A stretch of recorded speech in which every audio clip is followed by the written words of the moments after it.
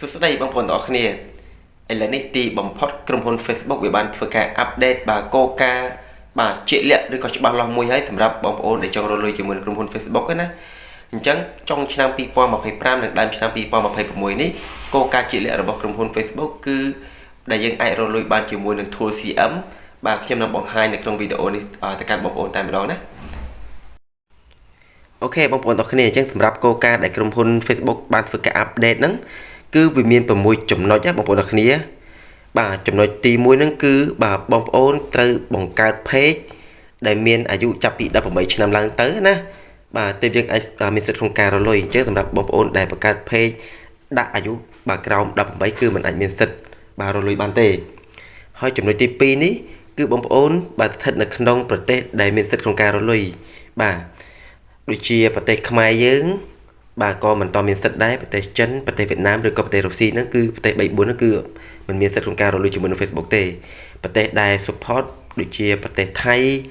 បាទឬក៏ប្រទេសកូរ៉េប្រទេសជប៉ុនអីចឹងទៅណាបាទអញ្ចឹងយើងត្រូវដាក់ប្រទេសណាដែលក្រុមហ៊ុន Facebook វា support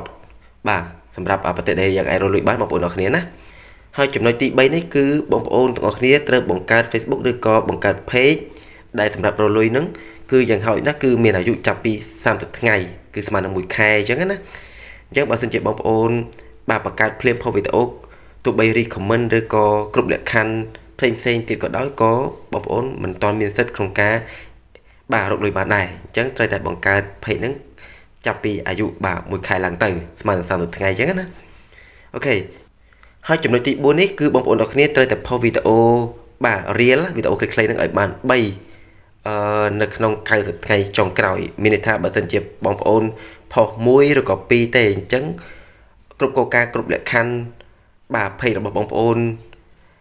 ក៏ពិតមែនតែមានវីដេអូ1ឬក៏2ក៏យើងអាចរកលុយបានដែរអញ្ចឹងយើងត្រូវផុសនៅក្នុងទំព័រ page របស់បងប្អូនចាប់ពីវីដេអូ3ឡើងទៅ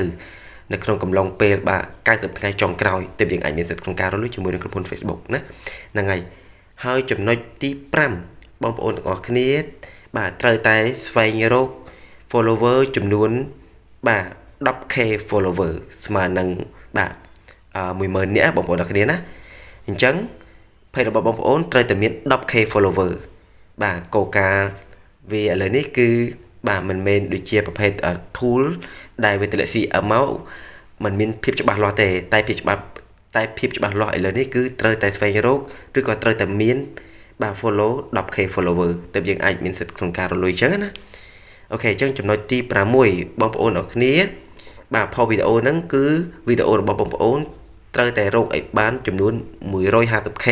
បងប្អូនអរគ្នាណានៅក្នុងបាទ28ថ្ងៃចុងក្រោយបាទនេះគឺជាគោលការណ៍និងលក្ខខណ្ឌរបស់ក្រុមហ៊ុន Facebook ដែលអាប់ដេតបាទចុងឆ្នាំ2025ដើមឆ្នាំ2026នេះអញ្ចឹងពីមុនវាអត់មានលក្ខខណ្ឌអីទេដែលយើងទទួលបានការ invite គេហៅថា tool CM ដែលយើងអាចរកលុយបានហ្នឹងគឺវា invite បាទឲ្យទៅតាម page ណាដែល recommend ល្អពេលខ្លះ page recommend ល្អយើងផុសទៅមាន view មានអ្នកមើលច្រើនមាន follow ច្រើនក៏ប៉ុន្តែវាអត់ invite ឲ្យយើងរកលុយក៏អត់អាចរកលុយបានដែរតែឥឡូវនេះគឺភាពច្បាស់លាស់របស់ក្រុមហ៊ុន Facebook ដែលវា update នេះ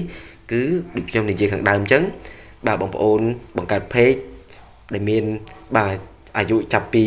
18ឆ្នាំឡើងទៅបាទស្ថិតនៅក្នុងប្រទេសដែល support បាទដែលអាចរកលុយបានហើយ page របស់បងប្អូនបាទទី3នេះគឺ page របស់បងប្អូនឬក៏ Facebook របស់បងប្អូនត្រូវមានអាយុបាទចាប់ពី1ខែឡើងទៅហើយបងប្អូនត្រូវតែផុសវីដេអូបាទចាប់ពី3ឡើងហើយបងប្អូនត្រូវតែមានបាទអ្នកតាមដានឬក៏មានអ្នក follower នឹងចំនួនបាទ 10k follower ហើយនឹងមាន view បាទរហូតដល់ទៅ 150k view អញ្ចឹងទៅអញ្ចឹងបងប្អូនអរគ្នាអញ្ចឹងខ្ញុំអាប់ដេតតែប៉ុណ្្នឹងសិនទាក់ទងនឹងការបាទរកលុយជាមួយនឹងក្រុមហ៊ុន Facebook ហើយបើសិនជាក្រុមហ៊ុន Facebook មានអ្វីដែលអាប់ដេតថ្មីជាបន្តទៀតខ្ញុំនឹងបង្ហាញបាទ